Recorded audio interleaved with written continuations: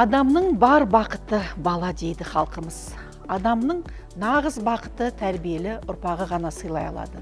Баланың ең бірінші тәрбиешісі ата-анасы, отбасы.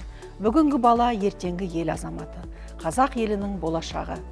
Ал отбасы мемлекеттің тірегі. Әр отбасының діңгегі берік, ұрпағы тәрбиелі, өнегелі болу үшін сізді 20 қарашада таңдауыңызды жасауға шақырамыз.